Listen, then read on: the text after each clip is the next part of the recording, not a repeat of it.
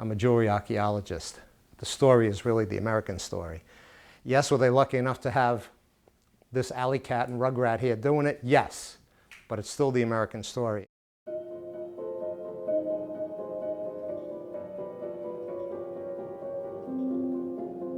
You know, one of the things he's done in accumulating this incredible collection is save stuff from being destroyed. He is the impetus to save a part of American history that, no one knows about, and he's there holding the ship up, keeping it right before it sinks. And so for him to find Hugo was a wonderful thing. My early years, it was being a Boy Scout and doing leatherwork and woodwork that really started to get me into shapes and motion. My uncle, he was the guy who saw all the things being destroyed in the late 70s and early 80s, and he said, who's ever going to know how to do this? Who's going to make this oval dish? Or, so it was shapes and motions. He says, memorize them, keep them, hold on to them, never let them go.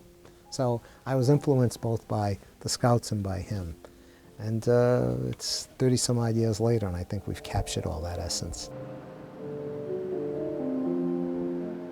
On this side of the museum, we teach you how to make jewelry.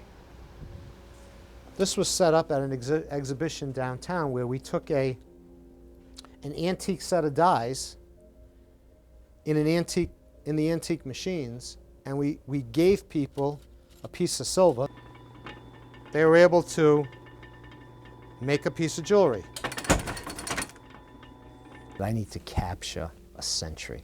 I need to capture what they did, how they did it, who did it, why were they doing this. The piece of jewelry, well, now you can go on eBay. Piece of jewelry, all you need is money, you go down and buy a piece of jewelry and say, okay, I got the piece of jewelry. But there was so much destruction going on because the advent of Hong Kong coming in the 80s when I got started, these factories are all being thrown away. So we're constructing this 1898 map vis-a-vis our collections at the museum because we're very proud that we can, we're going to have a student rebuild some of these buildings. We're very proud that we can fill them. Do you follow me? And look at him in the dumpster there. I mean, this is just classic. This is classic. Anything you can find, you can have, okay? You take what you want. I told him how famous you are, and I told him that you have as much jewelry history as I do. But I kept my stuff, and you scrapped yours. That's part of the jewelry industry.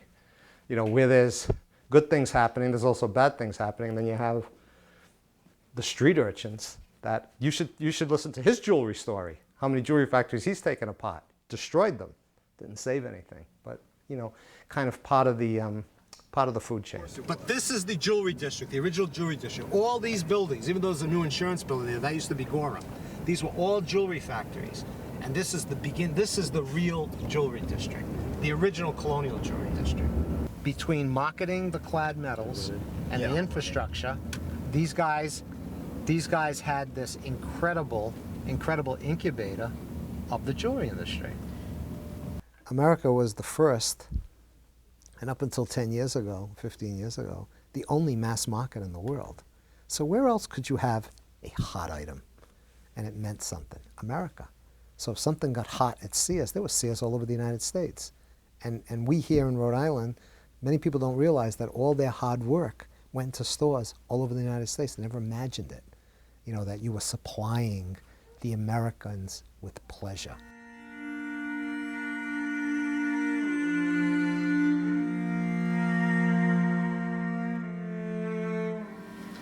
I'm curating the sale of all these because we just don't need them all. As long as I've known Peter, the Providence Jewelry Museum, in a larger sense, has always been right around the corner. I would like to see Peter be able to complete this goal for himself. This area, always didn't have any self-esteem about the jewelry industry because it's how their parents or their uncles made a living. Number two, I live in a state that 70% of the people work for municipalities. And lastly, it's very hard to raise money in a time when only a cancer or a child with a problem brings the donor dollars. What this area hasn't realized is that the jewelry is a kind of a world that lives on its own. that the jeweler dollar will come from everywhere but here. But you tend to have people analyze what we're doing and say, oh, well, we'll never raise the money. They don't have the vision to see that basically this support for this museum, right to date, right to you folks being here, the support, most of the support for this museum has come from everywhere but here. So that's why I failed. But as I told you, the highway just came down last month and it's exposed the holy ground of the real jewelry district. And the stars are aligning up, and maybe in our 34th year, it's finally going to happen. I chose this Tiffany letter opener from 1910, commemorating the USS Maine. It's really a work of art, and believe it or not, the dies are on the floor over there that made it. And I will open this bequeath with it in front of you guys.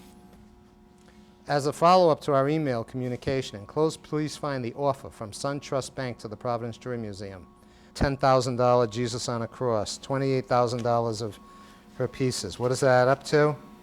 $500,000. Is it everything you wanted? It's about 1/3 of what I wanted. So, Are you but it's still, take it? I don't know. I don't know. Hey, it's still $500,000 and no one's ever offered us anything in 33 years. So, Whatever I can do here on this end with what I've gotten, and hopefully there'll be more to come, Peter is very much a part of it, as much as he wants to be a part of it. He's somebody that I like personally, but I respect and admire, and would do well to emulate him as much as possible.